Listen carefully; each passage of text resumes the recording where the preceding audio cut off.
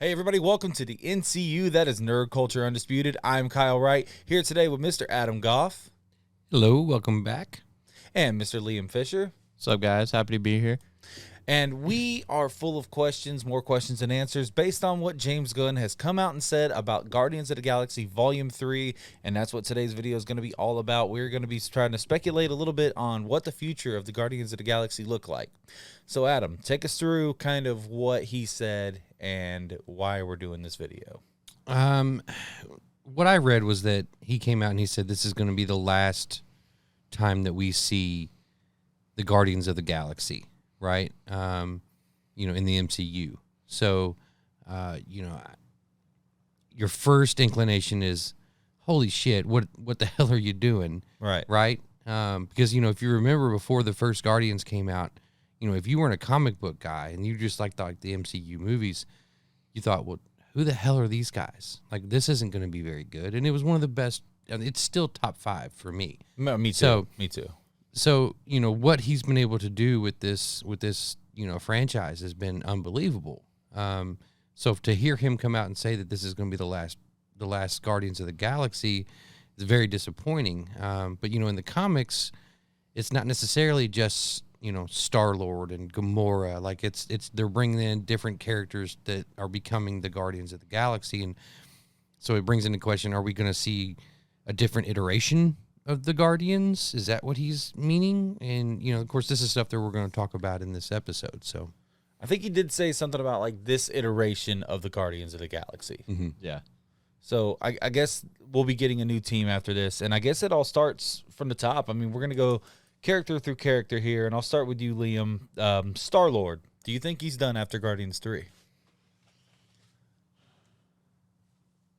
That's really tough. Because to me, I think he's the most important. Like, it can't continue without Chris Pratt. It can't continue without Star-Lord. I think he does, but I think it's a matter of does Chris Pratt want to keep doing it? Because I know I heard something like he's kind of tired of doing like these superhero movies. Like it takes a while, it takes a few years out of his life. Like he can't really see his kids that much. So I think it's a matter on him personally. But story wise, yeah, I don't see it going anywhere without Star-Lord. I don't. Like you said, I don't see the story progressing like anywhere further. yeah, I mean, he's the one that makes those movies. I mean, you can love Rocket and Groot and all you want, but there's not enough. I feel like we haven't seen enough backstory with him. Right, that's what I was going to say. There's not enough character development with Exactly. the other ones. There's so much more to his character that they can just dive deeper into, like how he's half celestial and like can still be a human and stuff like that. Like seeing him like maybe interact with some Eternals or something like that in the future. Yeah. Star-Lord is the key. And, I mean, even if they just stop and if they can convince Chris Pratt, I would love to see a Disney Plus series with Chris Pratt playing Star-Lord back on Earth and just have a sitcom where he's just trying to figure out shit because he's walking around with a Walkman and a, what was that, the Microsoft... The Zune. Right? And, so like all these things that are going on Earth and I would love to see a sitcom of him just trying to just acquiesce to everything that's going on Earth again. I think that would be hilarious. But yeah, so losing Star-Lord would be awful, I think, for the entire MCU. I look at the rest of the cast and crew and the characters, and I think they're all expendable. But I feel like to keep that draw, to keep them eyes on the Guardians of the Galaxy franchise as a whole, Chris Pratt, Star-Lord, I mean, that's the most important thing. So to me, like, if we're going to say this iteration of the Guardians, if we're going to say, like, they're going to stick around, but we're just going to have different crews, like, it's got to be Star-Lord. It's got to start with Star-Lord. And I like that idea, Adam. I like the idea of having an Earth-based series with Star-Lord trying to figure out, like, what the hell is going on Earth, trying to engulf himself in today's culture and just kind of, like, today's pop culture and everything. Like, and he's obviously still got such an 80s way of looking at things because that's the last time he was here, and things are obviously a lot different now. I mean, just think how great he was on Parks and Rec, right? Yeah, he was just great. Imagine him being Star-Lord in that scenario. How awesome would that be? Would be great. So okay. So I've got what I'm going to do here at the bottom. I'm going to have our Guardians. So I'm going to build like our Guardians team from what we think is going to happen. But 2 of the 3 of us got to agree for them to be added to the new Guardians list. Okay. So from like, we'll just say it's like Guardians of the Galaxy 4 will have these guys in it. Okay. So let's go to Gamora. Because Gamora's got the most confusing arc at this point, right? Because we no longer have present day Gamora. We have 2014 Gamora. So, Adam, Gamora, what are we thinking is going to happen here? She obviously is not in love with Star-Lord at this point. She obviously does not have the relationship with her sister that she had before she died on Vormir. No, we don't. But you still get the idea that she's, she's already turned on Thanos in Endgame. Right. She's saved her sister's life. And, they had that brief interaction. And I think that's what a lot of this Guardians 3 is going to be about is Peter trying to find Gamora and bring her back into the fold. Right now, no one knows where she is. They never showed her again once the female battle scene happened, right, where all the women from Marvel come together and Evangeline Lilly pops up out of nowhere and then they go fight. And girls get it done. Right, girls get it done, right? Girl power. We didn't see Gamora. That's your reference to The Boys right there. Yeah. But we didn't see Gamora anymore after that. So, like, we have no idea where she is. Honestly, we have no idea when she is. Ooh, when she is. We see the post-credit or the deleted scene of all the Avengers taking a knee after Tony snaps. And Gamora is in that scene, so that tells us she didn't snap away. Right? So she just left. We see the end of it where Peter Quill's trying to find her on the computer, and then he has the great exchange with Thor back and forth. Mm-hmm. So, Liam, what do you think about Gamora? I think that's tough because she's out of her timeline, right? So there's a slight possibility that the TVA might have came and pruned her. Oh, shit. But at the same time, I can't really see a third Guardians movie without Gamora in it. So I think, like what Adam was saying, like she's not technically, she's not even on the Guardians team right now. So maybe a big plot point in the third movie is like trying to chase her and find her and to get her to come back into the fold again and like be part of a team. Well, then, and not to interrupt, but that brings in a Thor reunion with Loki possibly if the TVA is involved. Exactly. That needs to happen. Right. Are we all in agreement on that? That needs to happen. Yeah. 100%. 100%. A Thor and Loki reunion in some capacity. Mm-hmm. I need Sylvie to meet Thor too. Yeah. Yeah. Yeah. We'll just get some weird. So what do you think's going on with Gamora? We haven't heard your opinion on this. Man, Gamora is an interesting dynamic because I think that what's the actress that plays her? Zoe Saldana. Zoe Saldana, right. She is kind of like right there with Chris Pratt in terms of success and in terms of popularity. Mm-hmm. Now, I know she's not like the biggest actor, but if you look at the top 3 highest grossing movies of all time, Zoe Saldana is like in all 3 of them with Avatar and then Endgame and Infinity War. Mm-hmm. So like there's obviously nobody goes to see them for Zoe Saldana, but she is the star in a starring role in every single one of those is what I'm trying to say. But I think it's also a matter if she wants to keep doing it too, because she's doing the next like 4 Avatar movies or something crazy like that. See, and she's going to be spending most of her life in face paint. So I don't think Gamora goes past this movie. I think that we have, and obviously we'll get to that with the next character too. I think her and Nebula are going to go off and they're going to go do their own thing, right? Just as sisters. So for me, no Gamora past this. Okay. But where are you guys at? Like on yes or no? I'd say yes. So just for this one. I think this might be the last time we see her. Yeah, I mean, I think you end up... Well, yeah, for Guardians 3, I just mean like beyond this. Oh, beyond this? Yeah, no. No, I don't think she's a part of the MCU after this movie. Okay, so no Gamora in our new Guardians team. And then I guess once we go through this list, we'll try to speculate on like who they might add. Because we got some new characters coming up. Obviously, Adam Warlock's in this next movie. All right, Nebula. Karen Gillan. And I'll start on this one because I pretty much just told you. I think that this movie's going to end with maybe this ends in a freaking Disney Plus series of Gamora and Nebula. I do not think either one of them will be part of the Guardians of the Galaxy. Is Nebula really a part of the Guardians of the Galaxy anyway? Yeah, I think she earned her spot in Guardians 2. And then what she did with going back and retrieving the stones and everything, there was a level of trust there. She didn't betray them on purpose. Right, no, and she's on their ship at the end, and all that good stuff. But I just don't think that she's meant for that kind of team. I think her and Gamora going off together and being sisters, that's the best character arc for me. Maybe we get a Disney Plus series out of it. I'd watch it, but I don't think there's anything left for her on the cinematic side. Yeah, I mean, we've already seen her story arc over a few movies at this point. Like, she's already been down and out, and then we've already seen her redeem herself. I would say Nebula's had the best character arc so out far. of all of them. Yeah, The most in depth, I think. Yeah. Because we've not seen the backstory of how Rocket got his scars and how he came to be. And, we've not seen, Peter's childhood other than a certain couple little, backflashes or whatever. But I think Nebula's done after this one too. She's a C character for me.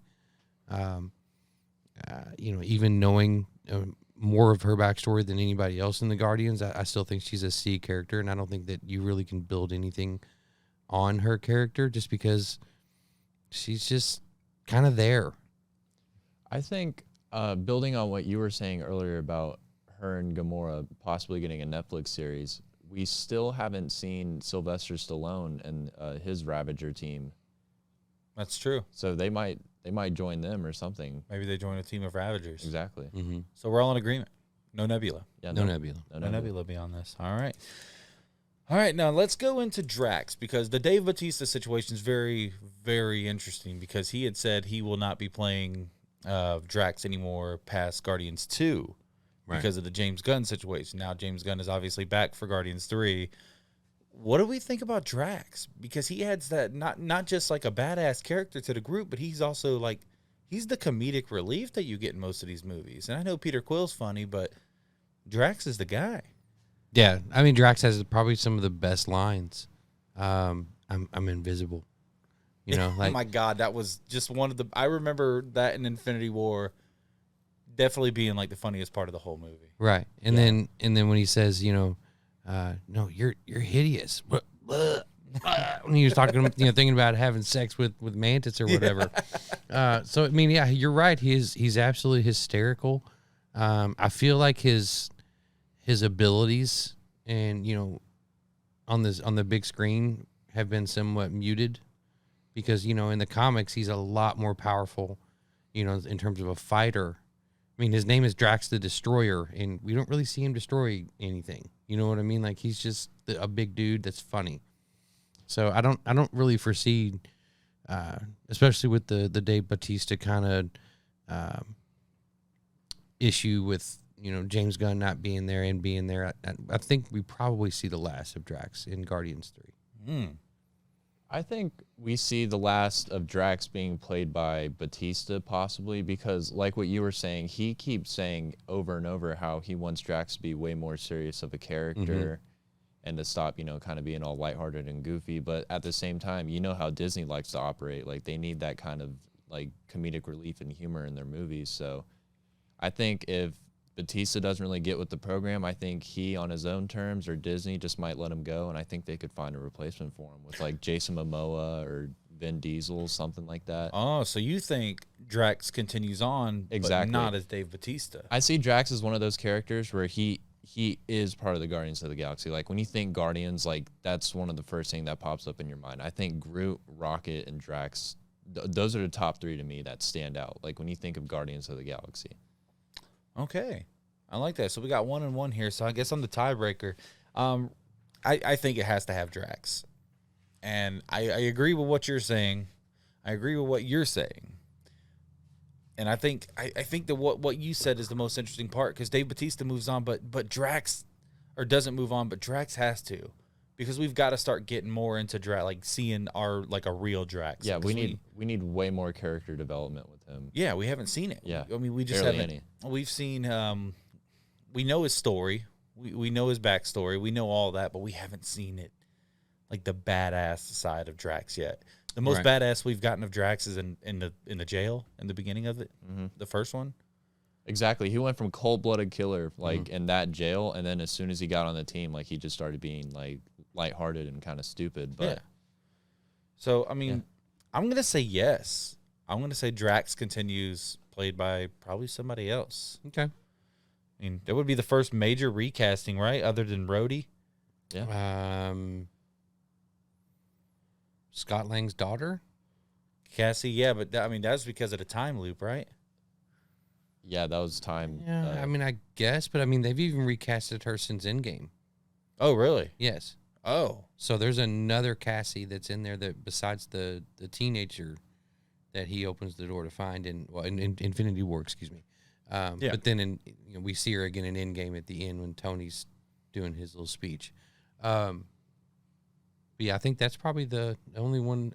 Yeah, besides Rhodey, I can think of that would be significant. a major recap. I mean, we'll see what happens with T'Challa, but Please. yeah, I agree. I Yeah. agree. I think we had this conversation on last week's video. That's something that I think needs to happen. to recast T'Challa. I think they should just pass it to like Killmonger or something.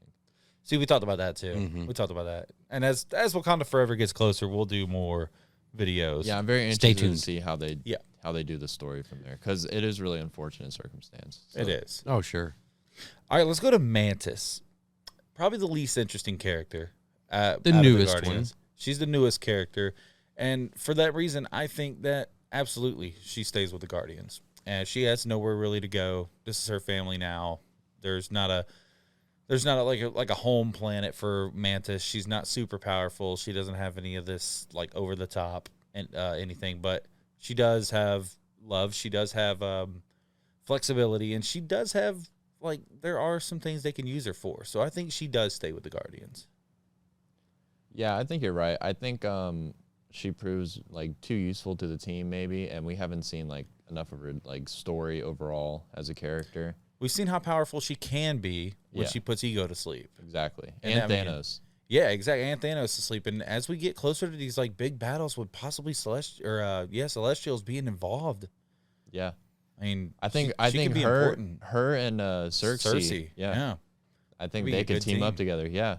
Exactly. I don't think we've seen enough of Mantis, so yeah, I agree with you. I think we're going to see her after this Guardians movie. Yeah, and I think we keep seeing her. Number one, like you said, she is powerful in her own right. I mean, her ability to, not necessarily control what people are feeling, but she's able to feel what people are feeling, and she is able to, knock the motherfucker out, right? Yeah. So, there's going to be some big bads coming in, and I think you're right. I think they could use her abilities. And from a simply actor standpoint, I can't remember her name. It's kind of a longer name, but Palm Politnikov, is that it? Something like that? something along those lines. Like, she's not a very big name, I probably butchered the last So- name. Yeah. so a good keeping her. chance. I mean, I think it reads like an eye chart anyway. So Yeah. but keeping her on tabs is probably not going to be too expensive. Right. And I mean, I don't know her from Adam, but I would assume this is probably the biggest role she's ever had. So, why wouldn't she want to keep doing it? You know what I mean? So we've got that side of it. But she is funny, and she brings a different style that we haven't seen before. So, and I like her ability to take down some big bads. So yeah, I think we continue seeing Mantis. I think maybe we might see her be more action oriented because she is like a few years with the Guardians now, so she might be a little seasoned in gun training or like fighting maybe or using like Rocket's tech. And like I don't know how much of this we're going to see on screen, but Thor has been part of this group now. So maybe she's learned a little bit from him, like how to like channel power and everything Exactly. like that. So who knows? All right, so let's go to undoubtedly the most interesting dynamic of this, Rocket and Groot. Because we've heard stories that you guys have talked about it, we might explore Rocket's backstory in this next movie. I think that's been the big rumor. Like, we're going to finally see, like, a Rocket origin story of sorts. What are we thinking? Because I think that they're going to be split.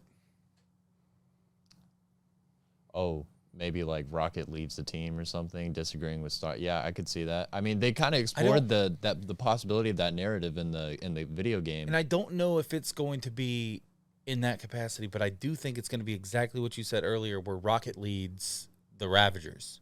He leaves to go lead this new group of Ravagers, but doesn't take Groot with him. And Groot stays. See, I see a different development with Rocket in particular. And,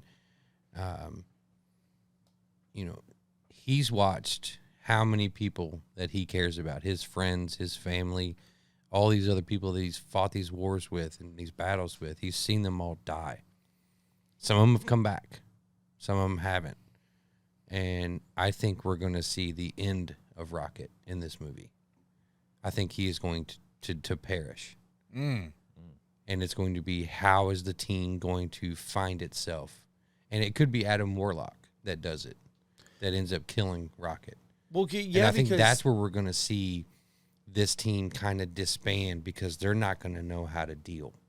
I think that's a very good point, because that's how this happens in a lot of movies and a lot of comics and everything. Like it's based on somebody dies, somebody big, somebody serious. I mean, look at the Avengers. Tony Stark gone, and now everything's like, well, what the hell? Now nobody knows who Peter Parker is. Nobody knows where Rhodey is. I mean, we've got sword bases operating off world.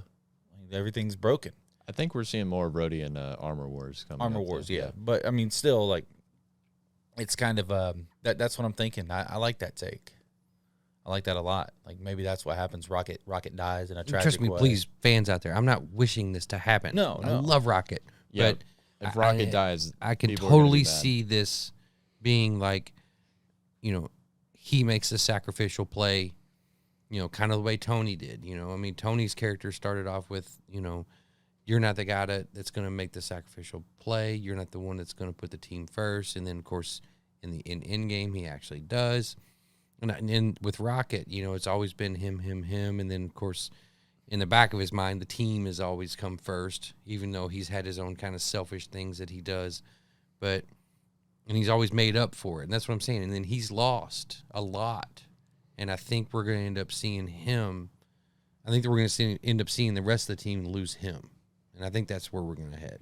And just to add on to what you were saying, I think if Rocket does die in this movie, I think he has that general like ability to leave an impact on the team as a whole, to be able to just have him in a state of like, oh, what now? What do we do? Because he seems like on paper, if he left, people would seem to be like, oh yeah, no, like it's fine. But I think like once it would actually happen, it'd be like, oh crap, like he was actually the glue that like held together the Guardians. So we are thinking, like, so we're all on the same page. No Rocket, And I think Groot goes and does his own thing without Rocket. like to his home planet, maybe. Maybe. Because we've heard mention of that. Right. So I think with no Rocket, I don't think Groot stays. I think Groot stays because of his connection with Peter Quill. Maybe. Could Because be. now he's got that, like he saw at the end of Guardians 2, he sits on his lap and they listen to the father-son song, whatever it was. I mean, I know obviously we've seen more of him and Rocket than anything, but maybe Got some acorns on you. yeah, right. But I mean, since then we've built an obvious relationship between Groot and Star-Lord. Right. That's where I think. But And I think from a marketing standpoint, I think they just need to keep Groot in there. I think Disney wants to keep pushing out those like I'm Groot plush toys. and like, he's at got his Disney own and series everything. coming. Yeah, I Am Groot. Mm-hmm. Oh shit. Maybe that is it. yeah. He ain't going nowhere. All right. So we're going to keep Groot and the Guardians. Mm-hmm. We got 2 out of 3. All right. So now that puts us at Star-Lord, Drax, Mantis, and Groot. So that's a base 4. Let's talk about other possibilities. Adam Warlock. In the comics, a very big character. Now, we have seen them take big characters like Ultron in the past and one-off them, but I think Adam Warlock is too big. So do we see Adam Warlock become the next big villain?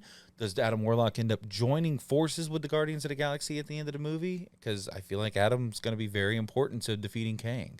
I think he joins in because in the video game he was sort of kind of like the villain, but he was possessed by like an entity. But as soon as they like unpossessed him, he helped out the Guardians. But they're definitely not going to base a lot of the plot based off the game. But I definitely see it as a possibility of him joining the team, Because Kang is a really big bad villain, and they have Galactus on the way too that nobody wants to talk about. So Yeah. they're gonna need Warlock. Yeah, and you know, I think Adam Warlock starts off as the titular villain in this one, and then they end up. Like I said, I think he ends up killing Rocket. But I think at the end of the day, after the end of everything, there's going to be a even bigger kind of storyline with this movie, and then he ends up joining the Guardians because he realizes that he's been sent to go kill people that he doesn't feel are evil. Right. You know what I mean? So, and I think that's where we're going to see it. And you are going to have Celestials in there. You are going to have Galactus in there. You're going to have the Eternals in there. And you're going to have some really in Kang, right? So you're going to have all of these people and all of these beings that are going to have to come up against the next big bad, which is Kang. And they're going to need every bit of firepower they have. So I think that's where we're headed with Adam Warlock. I think so, Love too. the casting, too, by the way. Oh, I love it. I love it. And I think that he's the kind of actor that you're going to keep around for a few movies. Who got casted as Warlock? The kid, man, I can't remember. We're the Millers, the one that gets stung in the ball sack or bitten in the ball sack by the spider. Oh my God, that dude's Adam Warlock? Uh-huh. No Yeah. way. Yeah, he's awesome. I know this is terrible for content, but I feel like we should know all this going in. Adam Warlock actor. It is Will Poulter. Will Poulter. He's from, obviously he was in We're the Millers, but he's been in a lot of other stuff too, man. You know he's British, actually. British. Yeah. A lot of them are, aren't they? They're all British, I from think. Narnia, Maze Runner, all kinds Right. of different things. He was in Narnia? Yeah. Like one of the newer ones or the original? I didn't look at it. I've never seen Narnia. Like, You haven't it seen was Narnia? the Chronicles of Narnia was the one. I don't know. That's what it said on there. Dang. I don't know who he played, why he played him. I never watched Narnia. Maybe the lion. Is there a lion in Narnia? Lion, the Witch, and the Wardrobe. The lion was Liam Neeson. Mm-hmm. Oh, really? Yeah. Your namesake? Yeah, Liam. I like to think that I am named nice. after him. Nice. You're like, yeah, Liam Neeson. Yeah. With a take touch it. With a touch of Joe Burrow. Yeah, because I was born right after Phantom Menace came out. Ah, Yeah. See, there you go. that's true. Is your middle name Qui-Gon? I wish. Oh man, I can't wait for Obi-Wan. Right. Qui-Gon. Different story. Yeah, different story. All right, different video. Back to focus. Qui-Gon's coming back. That's all I'm going to say. All right, so beyond that, though, that's a base 5, which I feel like is a good team. So my It's a theory, powerful team. It's a very powerful team, especially when like Star-Lord's untapped potential, Drax's untapped potential that we've seen. We've seen Groot's power. We've seen Mantis's potential, and then Adam Warlock is obviously like we know the history of him. Mm-hmm. So who knows where we can go from there. I think because of the lack of success from the Eternals movie, that they will be involved in the Guardians of the Galaxy rather than getting a direct sequel. Possibly. I could see that. And that's kind of my theory on it. And I think they're just going to bring in a whole bunch of new, unheard of characters really in the comics. Because I think if the MCU does a good job at anything, it's taking these like lesser known characters that like nobody really knows about and making them really mainstream and popular. I think Ant-Man. Yeah, exactly. Ant-Man. Guardians of the Galaxy, the entire franchise. Like, Yeah, that's true. Yeah. That's a perfect example. Yeah. Shang-Chi. Shang-Chi. That movie was a banger. Yeah. So I mean that's what I think. How are you guys feeling about the Eternals maybe teaming up with the Guardians instead of getting a sequel? Like this is where we go with it cuz Yeah, I think if the Eternals get any kind of sequel, it'll probably be like a Disney Plus series or something, which I feel like they should have just done that instead. That would of have the been movie. such a good Disney Plus series. Yeah. Yeah, I mean, I understand why they did it as a movie, though, because it's super important to explain how these Celestials come to be, Right. Yeah. right? And, on a big movie budget, I think was necessary. Having a big movie budget was necessary to portray that. And I do agree with that though. Because I've talked to our other buddy Scott, and he's agreed with me, and I've told him like I think the Eternals was one of the most important movies that we've gotten in the MCU, but I just didn't love it. It was just jumbled, in Yeah. my opinion. I think the story was good, the plot was good. It was just too much going on at once, and they kept like jumping back in time to present day to back in time to. Well, and then, I could follow that. That wasn't an issue for me. The thing for me was they've got the deviant that is absorbing all of their powers and becoming more humanoid along the way. And then as soon as he becomes more humanoid, they kill him and he's gone. It's like, okay, so we did all that character development for that one big bad who was going to be formidable. And then, yeah, he's diced up. He's done. Cena just slices him up like cheddar. Right. And so I think that's where I lose a lot of my. I think that's where that movie loses a lot of its luster for me. But should have been a badass moment because it was pretty sick. it was all the scene The way it itself happened, was right. awesome. But why are we going through all of this? But anyway, I do think we see the Eternals in some form in the Guardians, and it could be one of those things where they get a distress call. They're going to find out what the hell's going on over here in this neck of the woods, and here we see, Cersei, or, and then do we get the end another Dane Whitman popping in there? Who knows? I mean, but that's what I love about the MCU is we have no idea what the hell they're doing, but we love it. Yeah, anything can happen, literally. I'm here for every bit of it. So that's what we're thinking for the Guardians of the Galaxy. Let us know in the comments below, like, what's your team of Guardians going to look like after Guardians 3? I mean, I'd be interested to see what people think. Yeah, and if you have some, fringe characters that maybe we're not thinking about, and then, if you bring those up and then, we love that idea, maybe we'll do another show on it with you, and, who knows, maybe we can get you in on it and we can talk to you about it. So yeah, absolutely. So Fantasy definitely cast. Right. Yeah. So definitely chime in there because we'd love to hear your all's thoughts. Yeah, the more opinions, the better. Yeah, absolutely. All right, so let's get out of here. Liam, thank you as always for joining us. Thanks for having me. It's always a banger when you're here. Yep, Enjoyed it, man. Always fun. Going to have you here more. Of course. We got a lot more coming up. Yeah, we got to do it. All right, March is nice. March is looking good. Yeah, March is looking real We've good. got a lot of good stuff coming Yeah. up. Mhm. Moon Knight. Batman first. That's right off the bat. Batman's like Well, right let me off the just say, rip. I know you've already seen it like 17 times, but for me, the day before March starts is the No Way Home, release. Oh, yeah. The No Way Home release. So I mean, that's hell yeah, let's go. That's big, too, because we're supposed to get 100 hours of content in that. I know. They're releasing it already on February 28th. On Wow. digital, yeah. Yep. gonna be Definitely buying huge. it. Yeah. Right, gonna let's be go. big. Yeah. Because it's going to be a while before it's on Disney Plus because of the whole Sony thing. I mean, honestly, though, that's the thing is they've not really been doing that here lately. Like, I mean, Eternals was, what, I think a month after I saw it. And I saw it maybe a month and a half after it was in the theaters. So, I look at it and I go, this digital thing and then pushing movies, and you've got HBO Max doing their thing. Like, they need to get their content on these platforms soon and as fast as possible because, that's where they're making their money. I mean, it's $13 a pop for Disney Plus every month. I mean, how many people are subscribed? Good Lord. Yeah. You've got to have something popping out every week, and especially for your big money makers, Star Wars and Marvel, you've got to have something new coming out. Right. Which right now, obviously, you've got Book of Boba Fett, and then by the time that's over, you'll be getting ready to turn right around for Moon Knight. But there's still a 4-week period there, right in the middle, where nothing's really going to be happening. So I mean, that's a full month That we know of. at least, right? But we'll see. Adam, thank you as always for stopping by. Oh, man, it's always a pleasure. I enjoy the hell out of it. Liam Neeson and Adam Warlock joining the podcast. There you go. Appreciate you guys. Mm-hmm. May the force be with you. Want to give him a who day? Who day, baby. Let's go Bengals in the Super Bowl. Joe Shiesty, baby. Brrr. Was that Joe Burr? Yep. Okay, Joe okay, Brrr. Okay, all right. That's what they say. Joe Just Brrr. wanted to clarify. That was good. It's good. Okay. Yeah. I mean, I hated it, but it was good. Everyone else likes it. All right, guys, we're going to get out of here. Thank you guys so much for watching, and we'll see you next time. Thanks, guys. Peace.